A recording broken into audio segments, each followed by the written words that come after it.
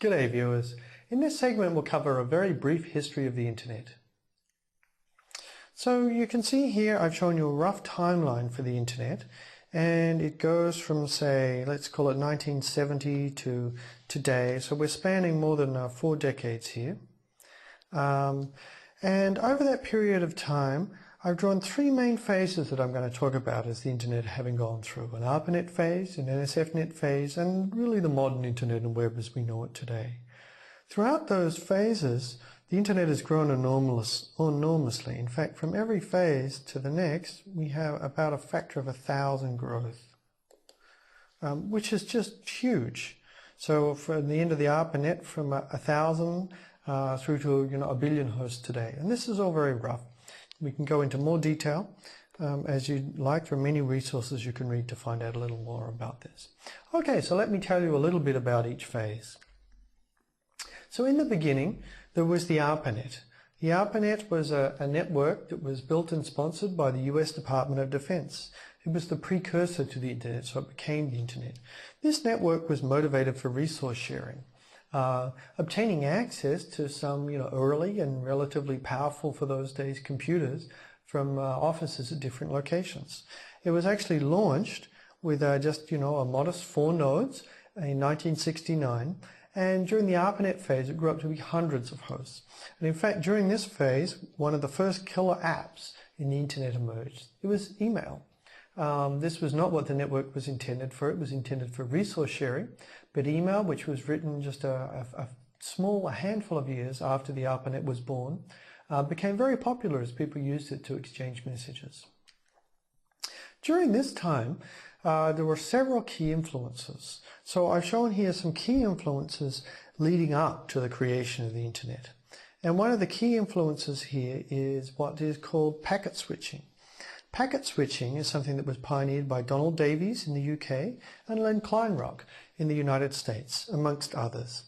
And packet switching was really interesting. It's really just the notion of packets and sending through networks is what we would think of today. It's interesting because it's quite different than the circuit switching, which was used as part of the telephone network at that time. The whole notion was to organize information in small units of packets through which they were sent through the network. And this could be much more efficient for connecting computers together than using telephone circuits, which are maybe good for people, because computer traffic is very bursty. So we might sometimes have many packets, but often there'd be no packets. So dedicating a whole circuit would be wasteful. Whereas if we use packets, we'll get the advantages of statistical multiplexing that we talked about in terms of getting better use out of the links. So this was one key influence. Another key influence was that of decentralized control. From the early efforts of Paul Barrett, who produced various designs that emphasized decentralized control. In those days, the telephone network was organized very hierarchically, so that if you took out a high-layer node, you would really paralyze a lot of the network. Being able to create networks where control was fully decentralized, so that if you blew up a portion, the rest of the network could continue to function, was obviously something that was very appealing to the military at the time. And so this is often why you hear of the internet, the ARPANET has been created to withstand a nuclear war in which a portion of it was lost. But really this is just one of the influences leading up to it. As the ARPANET took off, in the very early internet, another key influence became paramount, and that was internetworking. Internetworking here was pioneered by Vint Cerf and Bob Kahn, shown here in their pictures. Internetworking is all about connecting different networks together into a single larger network. Cerf and Kahn pioneered it fairly early on in the ARPANET, starting in like 74. And this later became the TCP and IP protocols. So really the key idea of internetworking is that we have different network technologies. One way you could build a big network is by getting everyone to use the same technology, mandating it. But Cerf and Kahn realized that this was infeasible already. There were packet radio networks, satellite networks, and the ARPANET. They're all different kinds of technologies there.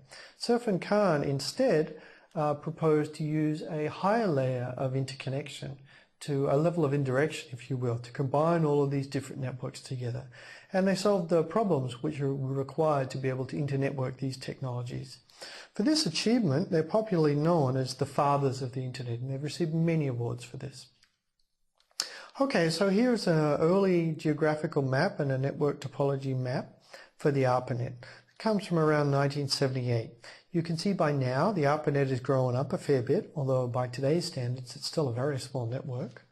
There are all of these different circles. These are different kinds of nodes. They were known as IMPs. This was the name for the early router. I think that's IMP is an internet message processor. And the links between things, well, here's a link here. They ran at 56 kilobits per second.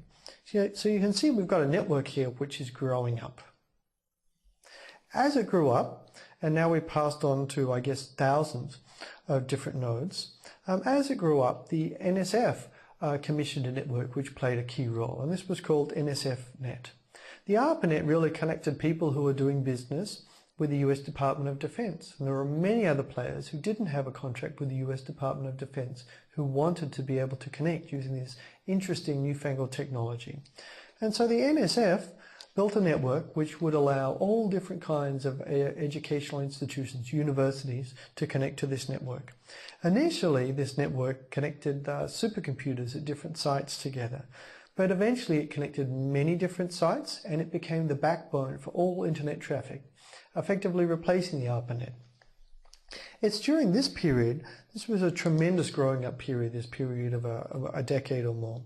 It's during this period that the classic internet protocols as we know today emerged. All of TCP/IP, the DNS and the Sockets API emerged around 83, quite a year, I guess. And internet routing in the form of BGP, that's a protocol we'll get to later in the course, took a little longer to emerge in the modern form that we recognize, but it was around by 93. During this period also, there was tremendous growth in interest in computing and networking technologies. The personal computer was really coming into its own, and personal computers appeared, and then became personal computers, first really on campuses, educational institutions for research. As they became effective, they made their way into businesses and eventually in the form of personal computers into home. So it's not just personal computers, computing, but networking technology. Ethernet, the most popular form of local area networking, emerged in this period too. And it took off like wildfire, allowing all of these early computers to be connected. And so the result is that by about 93, we had maybe 1 million hosts that were all connected together as part of the internet. It's growing up. Here's the architecture of this early internet when the NSFNet was in use. And you can see this picture here is really, it's meant to just be very simple and hierarchical. The NSFNet here is the backbone. What that means is if the two customers in different places want to communicate with one another, a local customer network might be a university network, would send packets up to its regional network, which would send packets to the NSF backbone network, which would send packets down, which would carry packets, I guess, across the country and deliver them to the right regional network, which would carry packets to the right customer network, and we would achieve connectivity. Now, the early NSF network backbone, you can see here just the speeds it used. It started off with 56 kilobit per second links. Fairly quickly it upgraded to 1.5 megabit per second links. And then to 45 megabit per second links. So the network was really growing quite fast in terms of speed as well as in terms of size.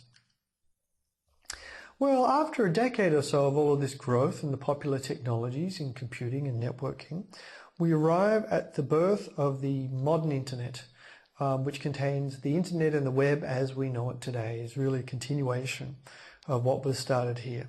And this was around the early 90s. There are two major changes I want to point out to you compared to the earlier structure.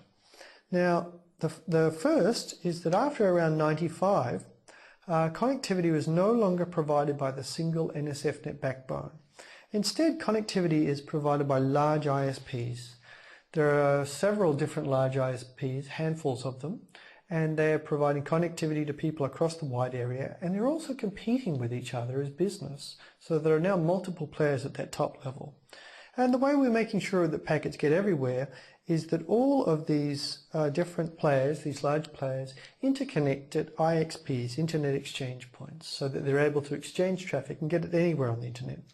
And later, large content providers also come along and connect into these IXPs, so that they can distribute content all over the internet.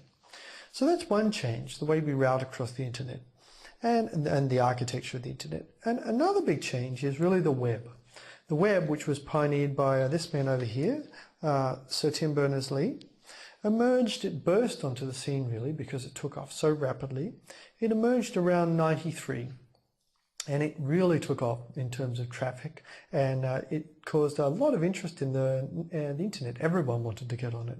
The growth led to the formation of what are called content distribution networks to be able to efficiently distribute all of this content.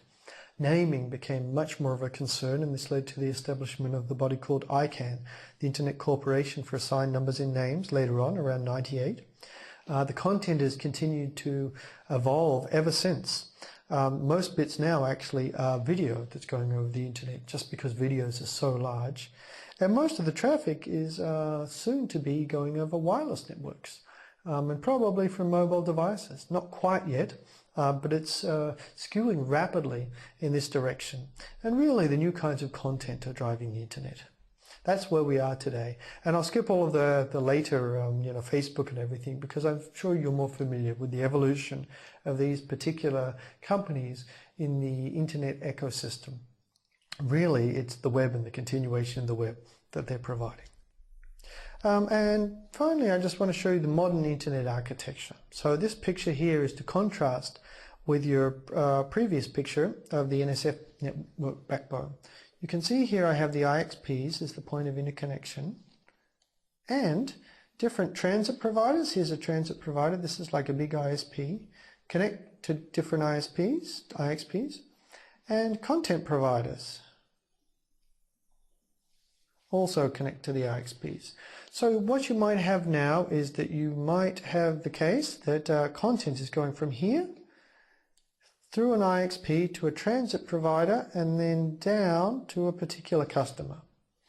Or we might be sending traffic from this customer here. If this customer wants to get traffic to the other customer, we might go up through the transit network, and then we might go through to the transit ISP, then we might go to an IXP and be routed to another transit provider, who we would then send traffic down, and let's say now we're going to this customer. So you can see they all fit together in a rather different architecture with no single backbone up at the top. That's the defining characteristic of today's internet architecture. Okay.